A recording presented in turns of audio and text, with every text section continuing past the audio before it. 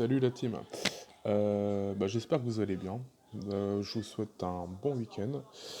Un bon week-end et bon match. Parce que hier, c'est enfin deuxième journée, cool. Donc match à l'extérieur contre Guingamp. Guingamp, dont on a toujours eu un petit peu de mal. Mais bon voilà, moi j'ai pronostiqué un petit 3-0, donc je vais garder mon prono. Au niveau de la compo, donc on aura sinon le match c'est 17h sur Canal+. Voilà. Sinon au niveau de la compo, on aura donc trois absents. De toute façon qu'ils étaient pressentis et confirmés donc par Tourelle en conférence de presse, à savoir Cavani, Verratti et Kurzawa. Euh, Cavani, c'est plus pour le préserver parce qu'apparemment tout va bien. Il aurait même pu avoir quelques minutes de match, même jouer. C'est mieux de le préserver. Donc, prochain match, il sera là.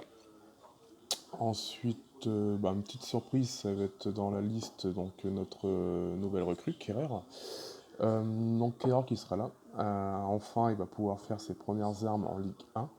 Donc il sera pas titulaire, enfin je pense pas quoi, mais il aura clairement du temps de jeu, donc on va pouvoir un peu voir la patte Kerrer quoi, ce qu'il peut apporter.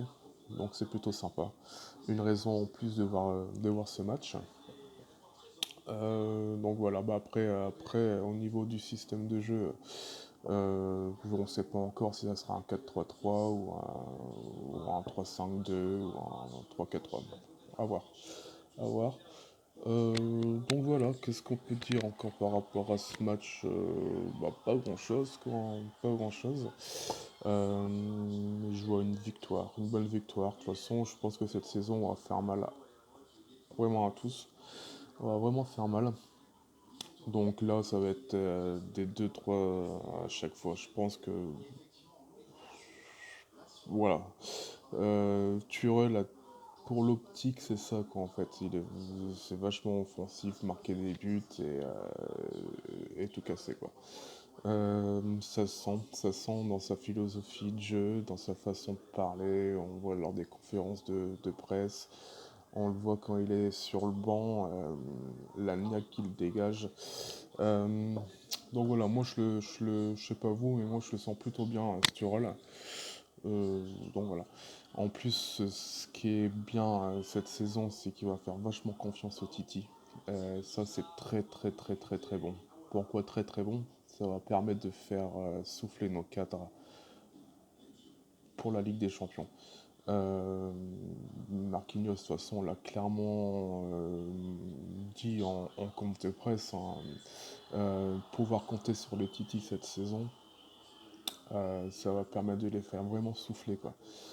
Donc les petits matchs, les coupes nationaux, voilà, mettre plus les Titi, quoi. On avait toujours tendance à mettre les cadres pour chaque fois tous les matchs. On avait peur de faire confiance aux jeunes. Enfin, on a un coach qui leur fait confiance. Et en plus, ça se voit, hein, ils sont en pleine progression.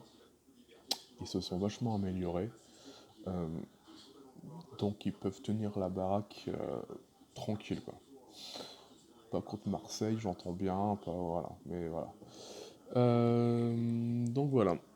Sinon, écoutez, il me reste 50 secondes de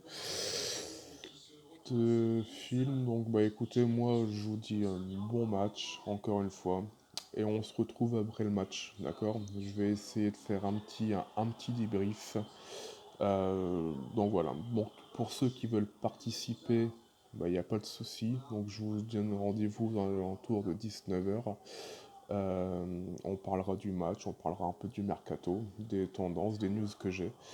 Et puis voilà, donc vous m'enverrez une petite invite, je vous accepte, on fait un petit live en duo, ou bien si vous voulez être juste spectateur, il n'y a pas de souci. Ou vous me posez vos questions, et puis on essaye de débattre. Allez, bon match, et puis 3-0. Ciao.